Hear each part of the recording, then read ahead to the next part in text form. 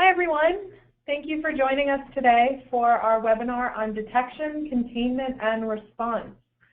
Just a couple of quick housekeeping items before we begin. If you have a question during the webinar, please type it into the questions panel, and we will answer all questions at the end of the webinar. Also, this webinar is being recorded and will be available for download on our website along with the slides. So if you'd like to access it at a later time, you can always do that on our website. So without any further ado, I'm going to pass it over to our presenter today, Paul Caiazzo. Thanks, Robin, and thank you all for attending today. This is a topic near and dear to my heart because one of the key focuses of TruShield is on helping our clients detect, contain, and eradicate instances of compromise when they do occur.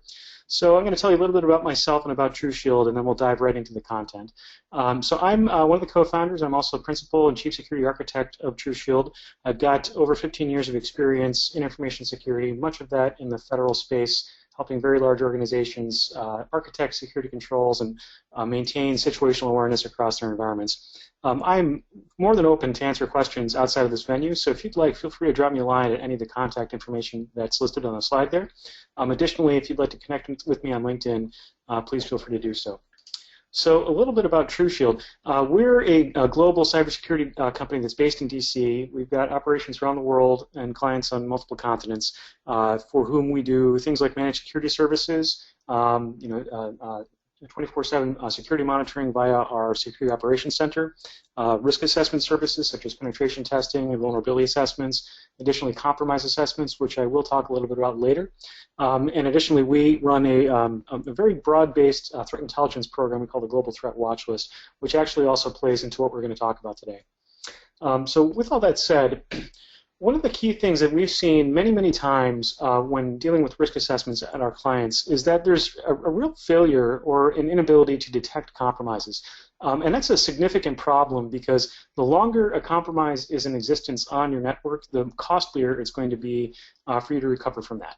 And unfortunately, the statistics that bear this out are a little bit frightening. The average amount of time it takes for a company to realize that there has been a breach is 210 days. And that's 7 months of time. And I can tell you that if I had 7 months of unfettered access to your network, I would be able to steal literally every single bit of information that you've got, whether that's encrypted or not, doesn't even matter at that point. If I can pull it out of your network, then I have the ability to do whatever I'd like with it. 4 out of 5 or 80% of companies are actually unaware that they've been breached until usually the FBI or the Secret Service lets them know. And the way that happens is some bit of information which indicates that maybe some suspicious traffic or some personal or sensitive information that can be tied back to you is found in the course of another investigation. And so the FBI or Secret Service learns that you then have also been breached by the same threat actor who they're investigating in that case. So that happens 80% of the time. The other 20% of the time is either self-detected, sometimes by accident, just falling across some evidence that leads you to believe that you've been compromised, or the smallest subset actually having the capability to do proper situational awareness and threat detection. The worst part about that is that the current average cost of a single data breach to a large US-based company is almost $4 million. So if you think about that in the context of your organization, maybe you're not a huge organization, but one way or another, if the average cost is $3.79 million, you're going to be somewhere in the range of that. And that's an extremely burdensome cost to bear. And that doesn't even take into account the costs of things like reputational damage, or notification to your clients that their information was breached and things along those lines. So it's obviously a very big problem, and this is a situation where an ounce of prevention is worth 10 pounds of cure. So the other thing about this is that regardless of how much organizations are spending on security, it seems like it's almost inconsequential to the end effect. Every icon that you're seeing on your screen here is an organization that had a very significant data breach over the past couple of years. And some of these organizations are multi-billion-dollar multinational organizations, also some government organizations that are, have very high security concerns. And additionally, every one of these has a security compliance requirement. be that PCI or FFIEC or FISMA, there is some security requirement that each of these organizations must have attested that they were compliant with. And so that always, to me, begs the question, are these compliance mandates, are they really measuring the right things? My opinion is probably not. Or the other way to look at that is minimum compliance really enough? And I think the answer to that question is pretty obvious by looking at this screen. I'd be willing to bet that of the attendees, there are several that have been affected by any one of these things, and perhaps multiples of them. I know I, for instance, received an email from at least one of these organizations when they were breached, and I had to take action myself in that case. So now the thing you should be thinking to yourself is, so what aren't these guys doing, or what are they doing wrong? And there's really two ways that you can look at this. There's the traditional approach, and there's the more advanced approach that focuses more on detection, containment, and response. The reality of the situation is that there's a very high likelihood that you've already been breached. 90+% of the organizations that we work with are breached on day one and don't even realize it until we go in there and point out the indicators of compromise that we're seeing. So if you're not at a very advanced state of cybersecurity controls, very high likelihood that you're already breached. And if not, then really you probably will be very soon. So really, what is everyone doing wrong? So, as I said, there's really two approaches to this. The prevention at the perimeter approach, or as we call it, we'll just try and be perfect. This is really the traditional approach. Focus on the firewall and on securing your perimeter, also deploying some things like antivirus and anti-malware throughout the organization, and really relying upon those tools to do their job. The problem with that is you really do have to be perfect in order for that to work well. And of course, we all know there's no such thing as a perfect security control that's going to solve all these problems. So that ends up resulting in situations where there are breaches that get by these controls that you're unable to detect, you're unable to contain, and you're unable to eradicate. And so we'll walk through a scenario like that. Alice is an accountant at Big Bank Incorporated, and Big Bank Incorporated relies heavily upon those perimeter controls, which focus on trying to prevent threats at the edge of the network. And unfortunately, the reality is that today's attacks, the most common scenario is not the attack at the perimeter. The attack is actually on Alice. And it's really not focused on trying to break through the firewall. It's trying to exploit the fact that Alice might not be as aware as she needs to be of how to protect herself.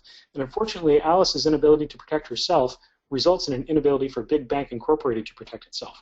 And I'll explain how here. So Alice, in the process of just browsing the internet one day, happens across a website on perhaps Facebook that installs a drive-by download on her machine.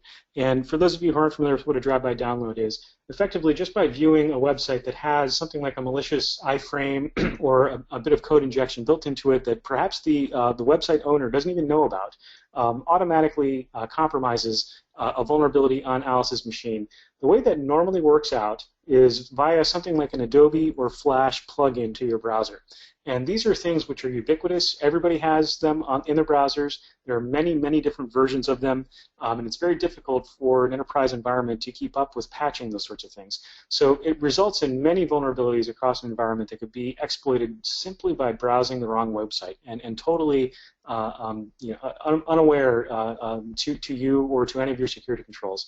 Those sorts of things fly right by a firewall. It's not something that would even be picked up at all. Even some of the next generation firewalls would have a hard time picking that sort of stuff up.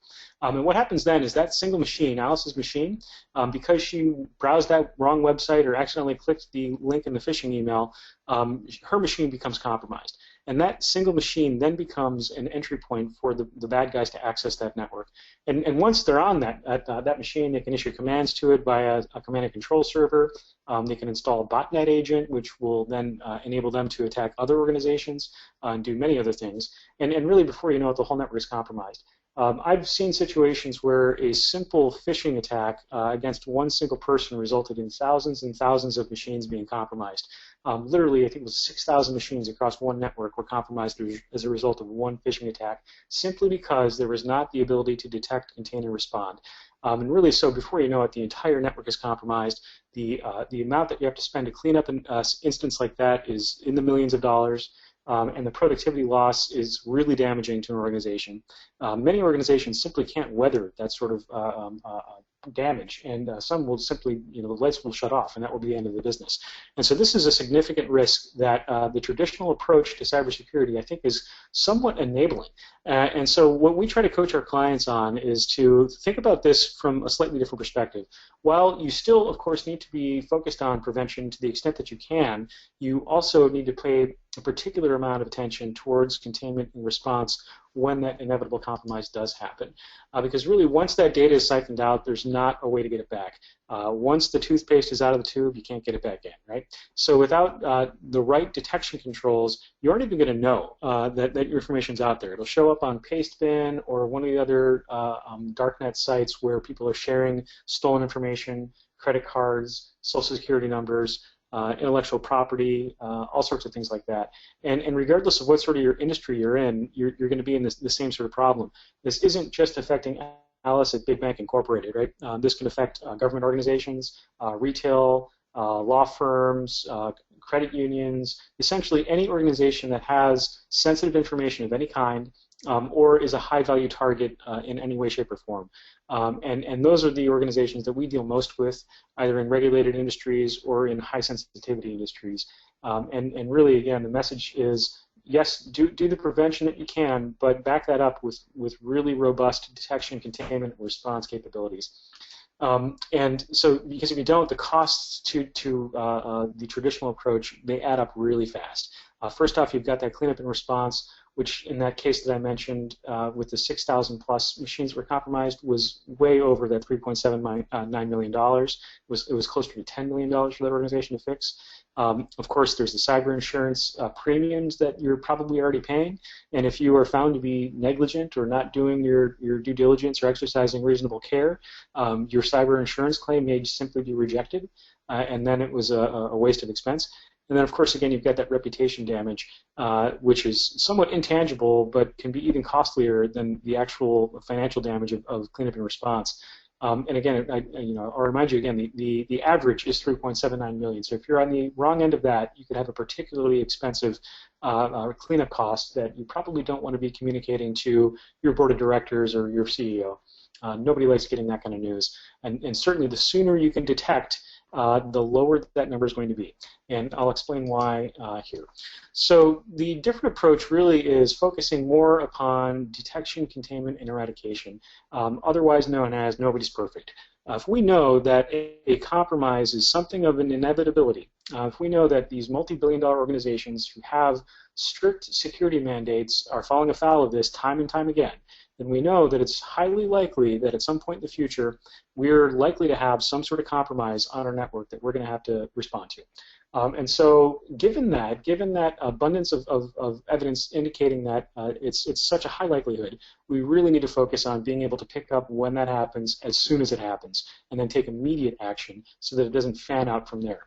Because once that fan out in your organization starts happening, your containment costs and your eradication costs skyrocket. So how does this work? So this is the same scenario, Alice at Big Bank Incorporated. Instead of just simply relying upon firewalls and perhaps antivirus applications, they employ a number of things, which helps solidify their network security posture.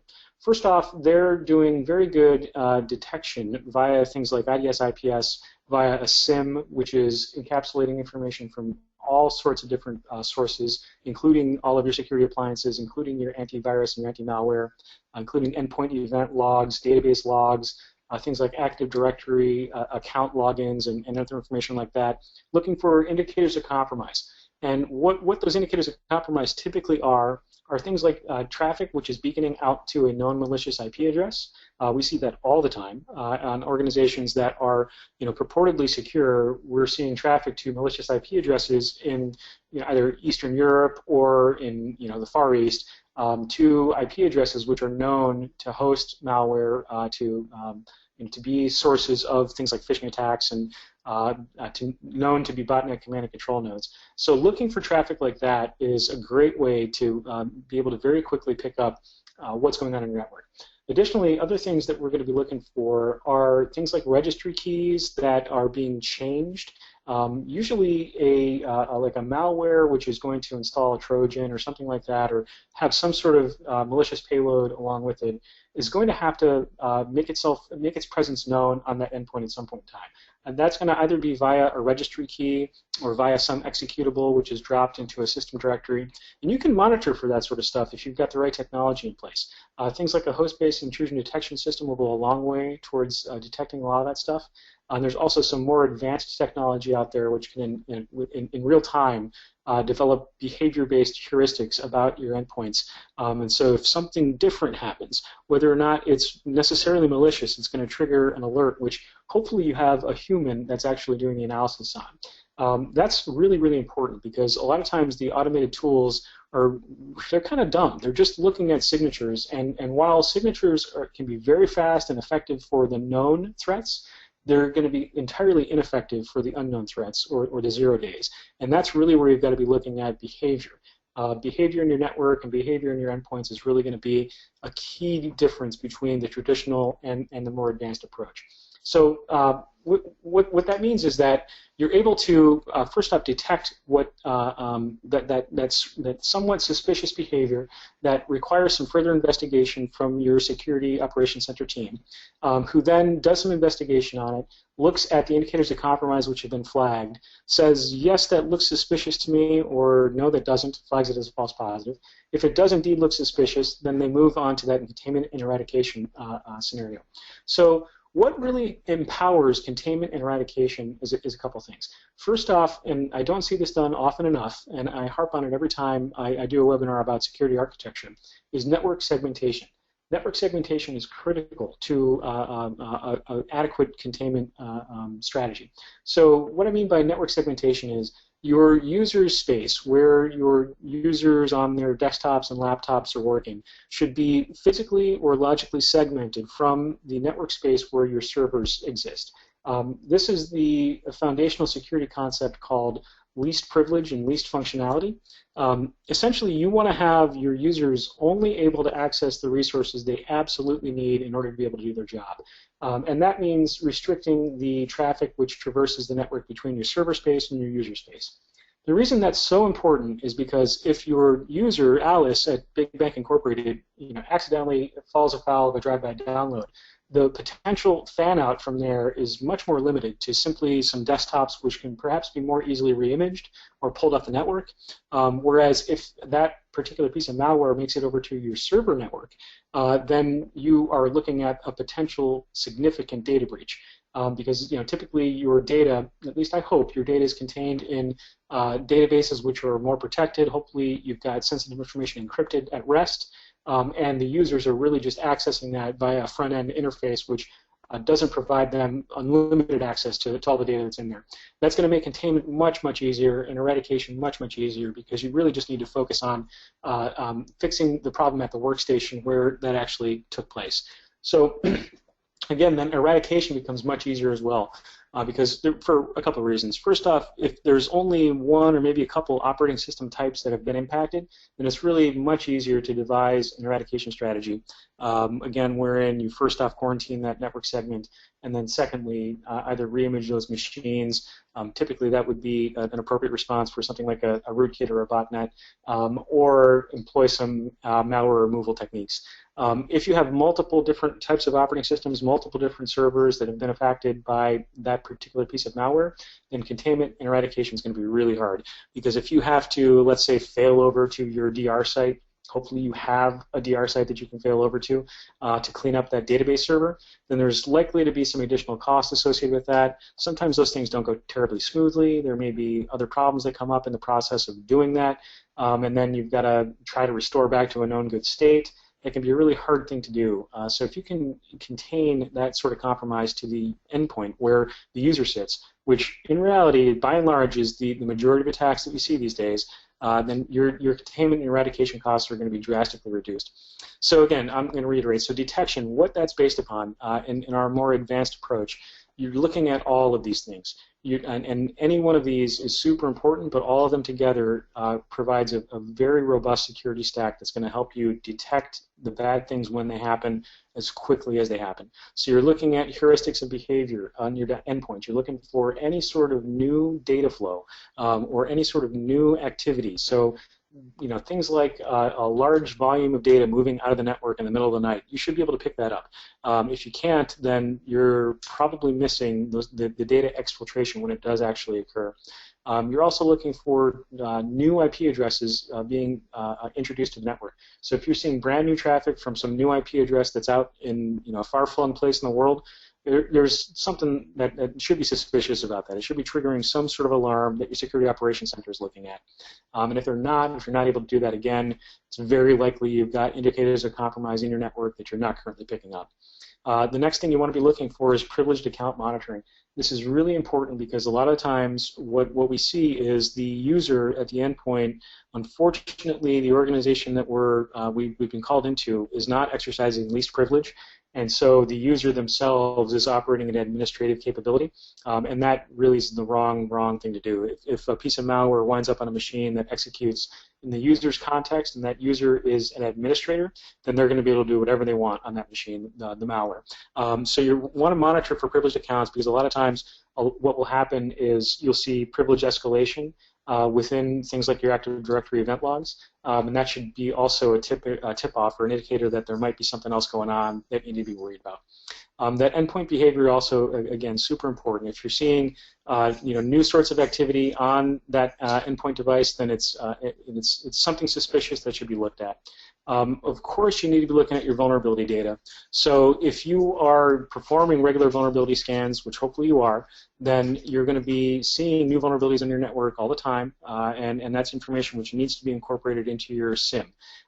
Your vulnerabilities, there are dozens or hundreds released every single day, and if you're not doing that on a very regular, recurring life cycle, then you're not doing enough. If you're the sort of organization that does a vulnerability scan once a quarter or even once a month, then I guarantee you there's problems on your network that you're not going to be able to keep up with.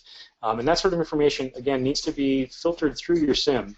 And the way that really works is by taking a snapshot of the vulnerabilities on your endpoints and running that through your SIM, you should be able to, if your SIM is capable enough or your Security Operations Center has this capability, you should be able to monitor for traffic that matches the signature of that vulnerability. So what I mean is, let's say the laptop you're looking at right now has an Adobe Flash vulnerability in it. Your SIM should be able to identify that you have that Adobe Flash vulnerability, and it should also be able to identify traffic at your network edge that is exploitative of that vulnerability, so that if a piece of, or if a packet coming into your network is designed to exploit a vulnerability that you know exists on that machine in front of you before you patch it, then that's an extremely high likelihood of compromise right there, and that sort of thing should be flagged immediately. Your Security Operations Center should be able to pick that up the second it happens and be able to do something about it. If you're not doing that, again, it's very likely that you've got vulnerabilities that are being exploited in your environment that you're simply unaware of. The next thing you really want to be looking at is industry-specific threat profiling. This is really important because the threats which impact the federal government might not be the same threats which impact the financial industry, which might not be the same threats which impact the healthcare industry. A lot of times they use very similar mechanisms, but we see particular malware strains that are used against financial industry victims much more frequently than we see used against things like a federal organization. A lot of times also it depends upon how high of value a target you are. So if you're a market leader in your particular segment, this is something you absolutely must be doing, because the attackers that are focusing on you are using every arrow in their quiver to try to compromise you. And so if you're doing that good threat profiling of who is coming after you, then you're going to be able to identify the things like the IP space they're going to be coming from, things like particular pieces of malware which have been used against others in your industry. And that's really important to keep up with. We actually provide a free service where we publish threat advisories on a weekly basis of things that we're seeing in the wild. On a monthly basis, we do an industry-specific threat profile. Again, that's free, and I'd invite you to subscribe to that. The last thing on this list, the global threat intelligence, is also extremely important, and you should be able to get this from your Security Operations Center provider. If you do the security operations yourself, you likely are going to have to subscribe to a paid feed for threat intelligence. It's really important that you do that, though, because the global threat intelligence, basically what we're doing, or what any of those providers are doing, is taking information from every single data point across the the entire internet that we have visibility into, and putting together information on what sort of tactics, techniques, and procedures those guys are using to attack their victims. And all that information pulled together, shared across thousands and thousands of different organizations, makes the entire industry stronger. And it's a big win for organizations to be able to implement that, incorporate it into their SIM, and be able to do real-time alerting against stuff that matches what's in that threat intelligence database. Additionally, so for containment and eradication, so you've been able to detect that something bad has happened. What do you do next? So the first thing we like to coach our clients to do is reputation-based IP blocking. That's IP blocking, Internet Protocol. So what this entails is, first off, that the threat intelligence database maintains a list of bad IPs around the world and what they're known for doing. Some of them are known for hosting malware. Some of them are known for simple, fraud or credit card sales, things like that. Others are known for phishing attacks or spam. There's a massive database out there of what IPs are malicious and known for doing. And those sorts of reputations can be pulled into your SIM and, again, automated so that when something matches something in that database, you're going to get an alert on it. You can also, if you have the right technology in place, set up to automatically block IPs that match anything in that database once they occur on your network. And of course, that's going to be a great way to go about doing it. If you don't have that automation, you can, of course, once you get the alert in from your SIM, deploy a manual IP block. And what that's going to do, essentially, what happens right there. So, let's say Alice at Big Bank Incorporated downloads that piece of malware onto her computer, accidentally, unknown to her, but in the process of doing so, your Big Bank Incorporated SIM picks up that traffic and picks up that traffic came from an IP address which has a bad reputation. Immediately, the Security Operations Center gets an alert on that and then goes and implements an IP block to prohibit traffic from that malicious IP address from coming back in. So what that does right there is it essentially cuts the head off of the attacker so that they can no longer communicate with the compromised machine inside your environment. That's going to prevent them from doing the fan-out, from doing the pivot attack against the other machines in your environment. And that right there, it will drastically reduce your containment and eradication costs because you've been able to effectively contain that compromise to that single laptop or desktop that user is sitting at. And since you've got that good network segmentation I mentioned earlier, that was not able to gain access to something like a sensitive database.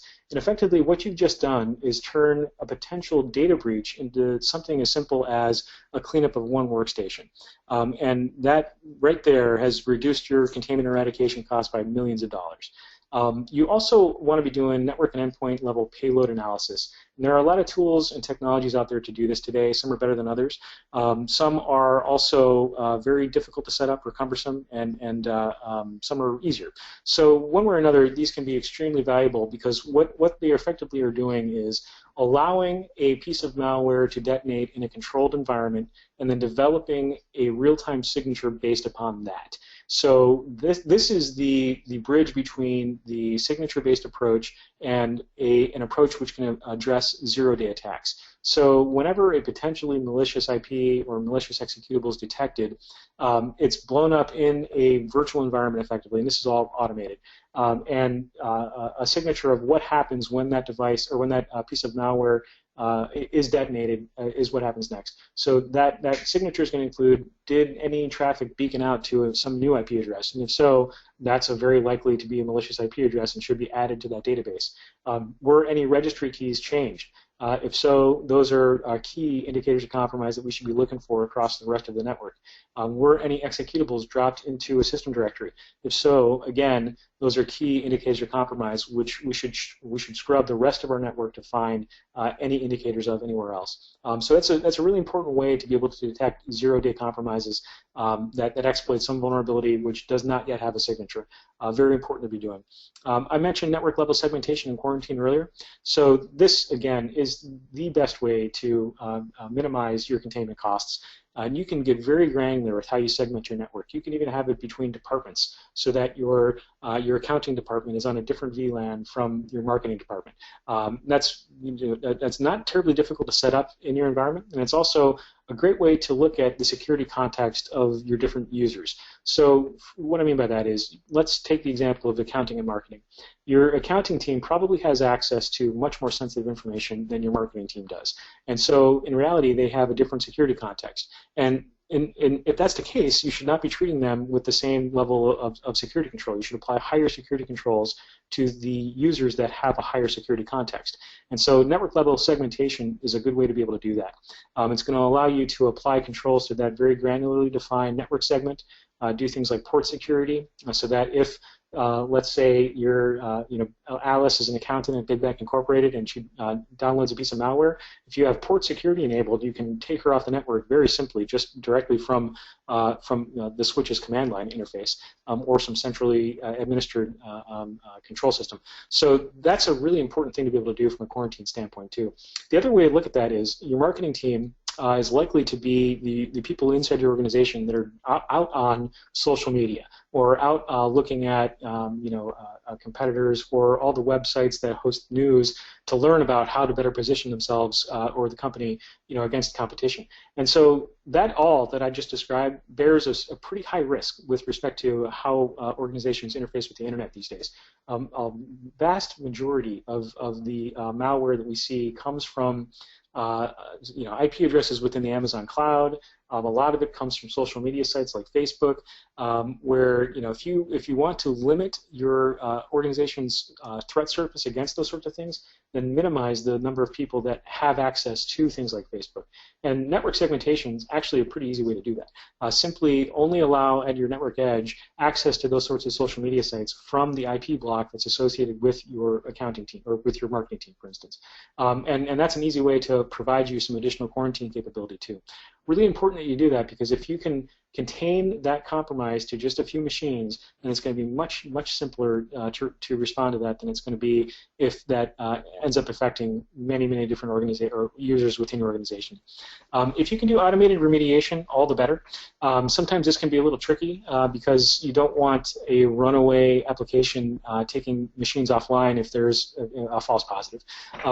Usually that's more of an advanced capability that we coach organizations to achieve these first three first and then look at thinking about doing automated remediation. If you don't have the ability to do that, I hope you guys do have a 24/7 security operations center that's able to respond to threats in real time around the clock, because unfortunately the bad guys are usually on the other side of the world, and what's business hours for them is not for us, and so a lot of this stuff does happen in the middle of the night. Also simply because the bad guys generally know that people aren't watching them or aren't watching the walls in the middle of the night. And that's really, again, where that continuous measurement and improvement comes from. That monitoring on an ongoing basis of what's happening in your network is so important because the second that indicator of compromise appears, you need to be acting. If you wait a day or even a few hours, you're going to end up having a much bigger problem to solve. The example that I gave earlier with the 6,000 or so machines that were compromised, the indicator was we were made aware of it, or the client was made aware of it, and they weren't able to take immediate action. And so within 24 hours of that single instance of compromise, another 5,500 to 6,000 machines were compromised within 24 hours. And so if you're a large organization, those numbers are going to add up so fast, it's going to make your head spin. So the question also we get a lot is, so with all that you've just said, we've been doing the traditional approach forever. We have a pretty good firewall, we think. We've got antivirus, but it sounds like we're not doing enough. So how do we know that we're not going to be the next Target or the next Home Depot? And how do we know that we're already at a good state? And the best way to go about doing that is, if you don't have the technology we talked about earlier today, is perform a compromise assessment against your network. Essentially, what this entails is pulling together all the information that we just discussed, running it through a threat intelligence database, and looking for indicators of compromise. Those indicators of compromise, again, are going to be things like malicious IP, malicious traffic that's beaconing out to some IP address with a bad reputation. It's going to be indicators of compromise that are make themselves manifest in things like registry key changes or executables or malicious processes. Also, a compromise assessment should really include a deep dive analysis of your prevention systems. I've said before that you can't rely solely on prevention, but you really have to do a good job of prevention to make the detection, containment, and eradication easier. So part of this has to involve an architecture review of your firewalls and of your perimeter defenses. And it's got to be deep dive, best practices based assessment. We see a lot of times organizations buy very expensive next generation firewalls and then don't set them up properly, and end up having kind of a wasted expense at that point because they're not able to do the job that they're supposed to do. And that's the worst case scenario. You spend a lot of money and you're still insecure. And that's the example of all of those logos that we showed you earlier. They spend a lot of money and we're still insecure. You also want to be, if you're not doing it now, log collection and security incident event management, or SIM. And a compromise assessment can do a lot of that for you, but pulling those sorts of logs together and in a short-term engagement, be able to turn around whether or not there are any indicators of compromise against your organization, looking at things like the threat profile for your industry. The result of that is some information back to you about machines that are likely to be compromised, so that you can go and take action on them. And additionally, if any IOCs are discovered, being able to run those against the rest of your environment to ensure that you're not actually in a worse state than you think you are. You also probably want to look at things like pastebin to find any sort of pastes out there that have records which are associated with you guys. There's a few websites I like to use. One's called haveibeenpwned.com, where effectively you enter your domain credentials into there, not domain credentials, but your domain name. So, for instance, we would use TruShielding.com. Enter that into there and see if there is any pastes that are associated with us. We monitor that pretty closely, so don't worry, there aren't any. But if you're not doing that, then you probably want to. That's a simple and free way to identify whether or not there's any information out of the net that's been stolen from you. A compromise assessment is a really good way to, in a very short period of time, be able to have a known good security state. And you really want to be operating from a known good state, especially if you're doing anything like network re-architecture, or if you're implementing a SIM, or if you're engaging with a new security operations center organization. A compromise assessment is a great place to start because it's going to provide you with that information you need to be able to move forward from there. So with that said, do we have any questions? Paul, thank you so much. That was incredibly informative. Let's see, we are coming up on our time here, but we do have time for a couple of questions. The first one here is, we had talked about both detection, containment, eradication, and prevention, and the necessity to do both. What amount of focus needs to be placed on prevention, and what amount of focus needs to be placed on the detection, containment, and eradication portion? Okay, that's a good question. So the prevention side of it is really your first layer of defense. And one thing we always say is that you're really only as strong as your weakest link. And so if that's the case, you really do still need to pay attention to the prevention side of the house. You are going to be able to stop a lot of the threats at the perimeter via a good prevention strategy, but you're not going to stop everything, and that's why detection has to be a big focus as well. So, if you're not currently using something like a next generation firewall, then you probably want to be looking at doing that. That's an investment that you're going to need to make at some point in time. Of course, it's got to be architected correctly so that you can do detection, containment, and eradication. But I would say, you do want to have a strong and robust prevention strategy that's backed up by detection. The things like an IPS or, like I said, next generation firewall or even a unified threat management system are really good ways to stop a lot of threats, but they're just simply not going to stop them all.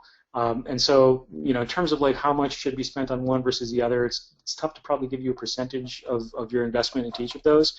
But if you've got a next generation firewall that's architected correctly, if you've got an IPS that's architected correctly, then you've probably done the prevention job pretty well. You want to back that up with all of your anti-malware and antivirus at the endpoint.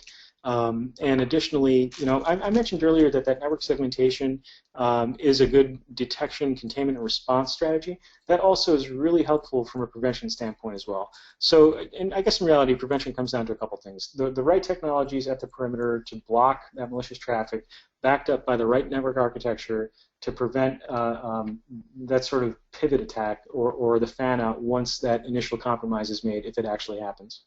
And then the rest should be spent on detection, containment, eradication. Okay, great, thank you. And I think we have time for one more question here. So how often should you be evaluating your process for both detection, containment, eradication, as well as prevention? Well, so, in reality, it needs to be a continuous process. It's got to be something that you're constantly improving, you're constantly learning from either your successes or your failures. Every time you have an instance where your detection capability works, take a look at what worked and double down on it. If you have a failure of that, then make sure you address that failure. It's really got to be a continuous life cycle. That's one of the things that we stress most, is that security can't be a snapshot in time. It can't be a one-time event. It can't even really be a quarterly event for you to do a vulnerability assessment or a penetration test. It's got to be ongoing 24/7 in reality. If you're not doing that, then you're probably one of those organizations that doesn't know they've already been breached. Or if you're lucky, then you haven't been breached yet, but you probably won't be able to pick it up when it does happen. So it's something that really you need to look at continuously. If you've got already have a 24/7 capability, then you want to make sure you're measuring that capability for things like false positive rates, for things like time to remediate. So how long does it take once an event has been flagged? How long does it take to actually go and fix it? And measure that stuff. And you want to measure those sorts of things probably on a biweekly basis. Or if you're just getting started doing it, you can probably measure that on a monthly basis. But you certainly want to be looking for positive trends over time, so that those detection times are dropping, the remediation times are dropping, your false positive rate is dropping, and all that stuff adds up to a stronger security posture over the life of a continuous monitoring lifecycle. Okay, great. Thank you so much.